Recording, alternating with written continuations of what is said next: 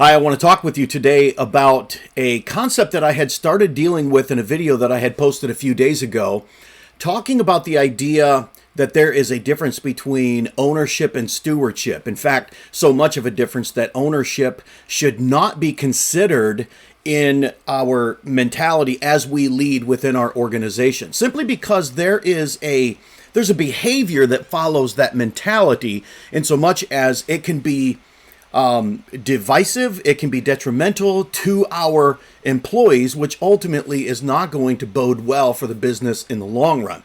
So the idea of stewardship is that we have been given responsibility to care for a thing. And the reality is, no matter who you are, no matter what role you have within this life, we are all stewards of everything, really, at least within our purview or within our control. So when it comes to leadership, we really need to dig down deep and understand, what does it mean to be a good steward as a leader? Well, the idea is that we are servants as leaders. So today I want to talk to you about the servant as a leader. What does that mean? Well, I'm sure many of you have heard the phrase servant leadership, which was coined back in the 70s by Robert Greenleaf. And if you were to go on the internet and look up servant leadership, you'll find a myriad of links, many of which will push back against the idea of servant leadership, and some that will define or that will work along, some that will support the idea of servant leadership. So really what we have to do is we have to decide, what then is servant leadership? What does a leader as a servant look like?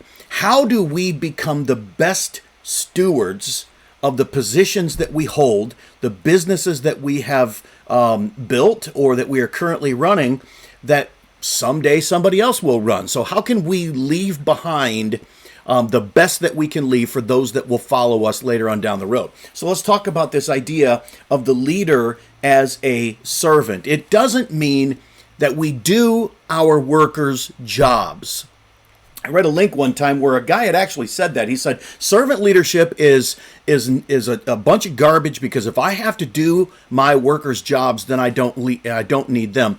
That is not what servant leadership is. So I want to break this down to you in chunks that I think that you may be able to gravitate to. Here are things that we can do. These are actionable steps that we can do to begin to develop a servant leadership culture within our organizations. Remember, it begins with the leader. It begins at the top.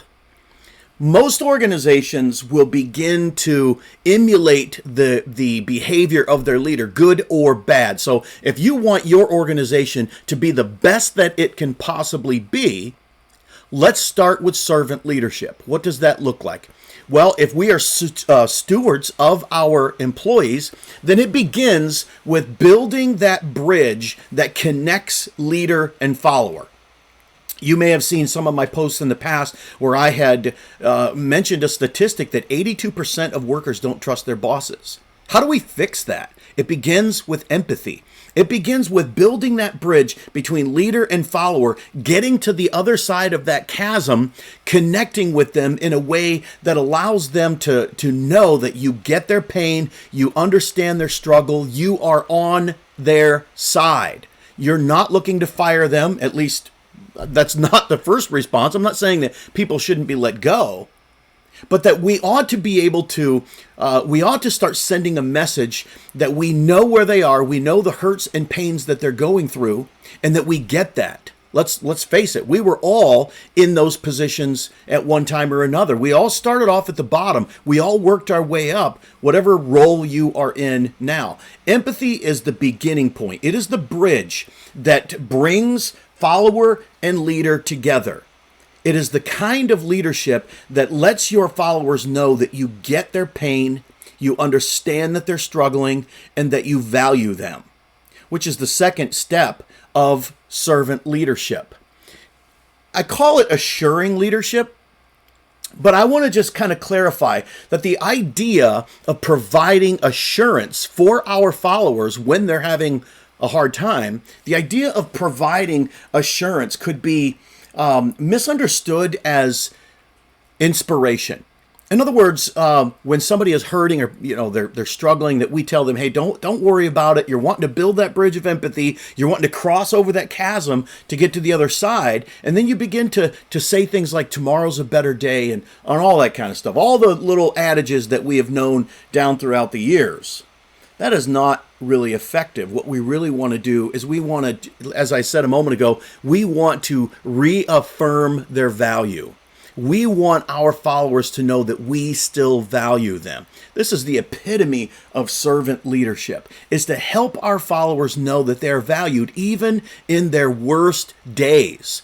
And the reason for that is because, you've been there, I've been there, when we begin to get into that slump. And if you've ever followed sports at all and you see a champion athlete that all of a sudden isn't performing well, commentators, sports critics, sports analysis will all say, well, he's in a slump. And oftentimes those slumps last a long time. And they begin to doubt themselves. They begin to doubt that they have what it takes to continue on in this role that they currently hold. But they also begin to doubt you. They begin to doubt the idea that you even care about them. So the leader needs to come alongside, build that bridge of empathy, connect with them on their pain level, and remind them of the value that they've brought to the organization. This is what servant leadership looks like. Now, I've got one more thing, but I just want to kind of just reiterate those two steps, because those two steps are so very important when it comes to being a steward of the followers that we have brought into our organization. You're not an owner of them.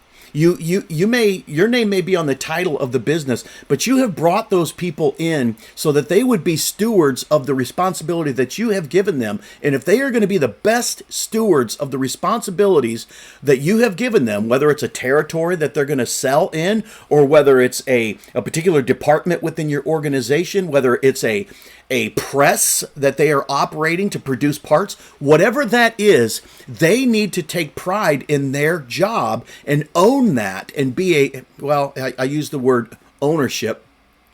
They need to take pride in their job and recognize that they are responsible for the outcome, good or bad.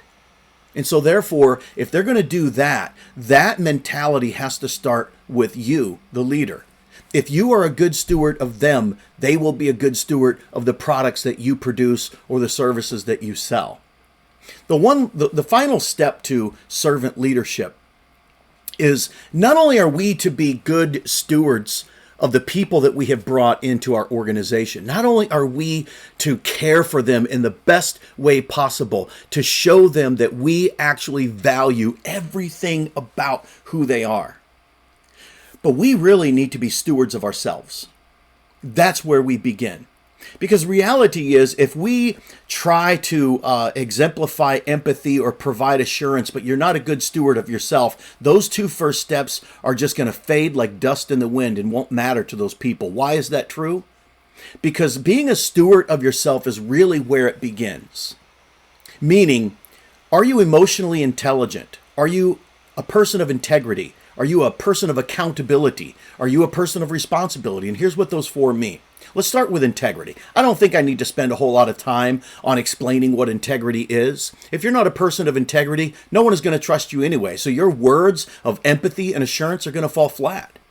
If you are a person of accountability, then that means that you are transparent with the people around you. You let the people know where the company is going, where the company is struggling, and the victories that we have brought into the organization.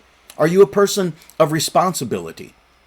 Do you own your own failures, or are you the kind of leader that passes the buck and blames other people? I have run across so many leaders who will essentially look at the problems within the organization, look at the problems that are being pointed in their direction and say, well, it's not my fault, it's somebody else's.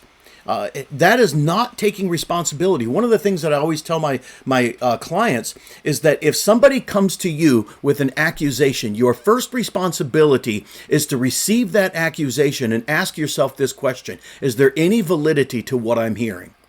What problems have I brought to the table? You see, in our humanness, what we want to do is we want to reject all of those problems that are coming in our direction and say it's not my fault. A leader with responsibility will first look within his or herself and recognize whether or not there is a level of responsibility. What did I bring to the table? What did I do that caused this to fail? And finally, the last characteristic of servant leadership is, and finally, I want to talk with you about emotional intelligence. Emotional intelligence is a wonderful idea because it really challenges you, the leader, to look within yourself and recognize whether or not you are in control of you. You see, we cannot be in control. We cannot be good stewards of people within our organization if we are not in control of ourselves.